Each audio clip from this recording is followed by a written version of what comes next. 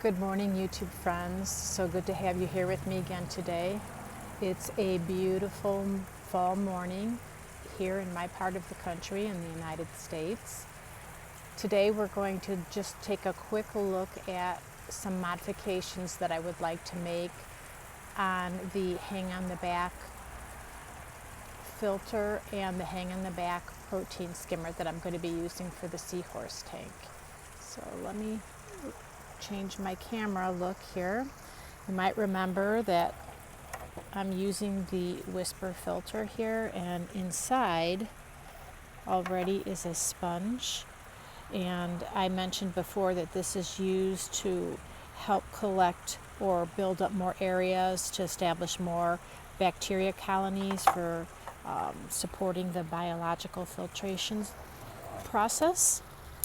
And inside of the kit also came the prepared filter pad. It's a little hard to see, but inside there's some carbon. From my experience, these bags have to be rinsed out before you use them because there will be some carbon dust that comes out. I'll end up doing that right when I'm getting ready to set up the tank, but for right now I am going to put the filter, or I should say the filter pad, in its slots so you can see it sits right there. I am going to put what might act as a pre-filter if I put it in front, but also it will act as a biological colony establishment. But because I'm using a Seahorse aquarium tank size that is prorated a little small for the size of seahorses I'm going to be getting, I want to add a little bit more biological filtration. So I have these ceramic porous bio cubes or spheres, and I have space in the back of the filter, and I'll put these cubes, as many as I can fit, in the back there. I'm not going to put them in right now because I will want to rinse these ahead of time. Like anything that's brand new, you want to make sure you get all the debris and particles and any dust off so it's not put into your aquarium. But those will essentially sit back here, and it'll just be another source of or another place for healthy bacteria to reside. And then during the water changes, it's real easy to rinse these off. You just use some of the water that was removed from the tank and put the cubes in there. I have the option of just taking the whole filter and dipping it in the bucket just to give it a little bit of rinse. These filter pads, I'm not really that thrilled about them, and I don't think they're going to be that efficient, but because I have them, I'll use them until they're gone. But I will replace them with the Prefilter brand, which will do a much better job. So this part is coming together nicely. And then if you followed some of my previous videos, you know that I ended up getting a brand new hang on the back filter instead of just buying additional extension tubes. It was actually much cheaper that way. The bio cubes and the new filter were new items, even though I'm trying to recycle as much of my equipment as I can, but I'm using gift cards for that, so I'm not really expending a lot more than I would like. As I said, I'm trying to use as much or recycle as much of my equipment that I already have. So the extension tube really does make a big difference in the length. And when I have everything set up in the aquarium, you might remember that the extension tubes go all the way down to the bottom of the tank. And I want to make one more adaptation. At the bottom of the extension tube, I want to add a cylinder sponge. On the bottom, I've taken some filter padding, rolled it up, and plugged it in. And at the top opening that I have left, I am going to put the extension tube in.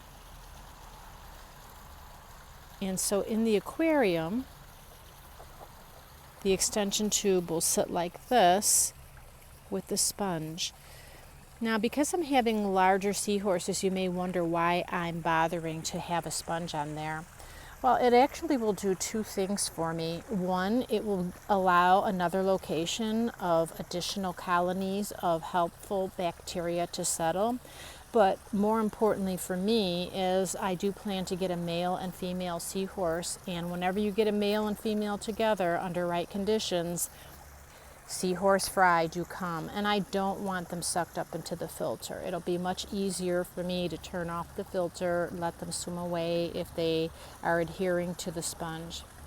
For the same reason, I'm going to add some sort of sponge to the protein skimmer, and you can see even though there are little teeny tiny slots here, believe it or not, seahorse fry are tiny enough to get sucked up in there, and once we start having fry to film, you're going to see how tiny they really are.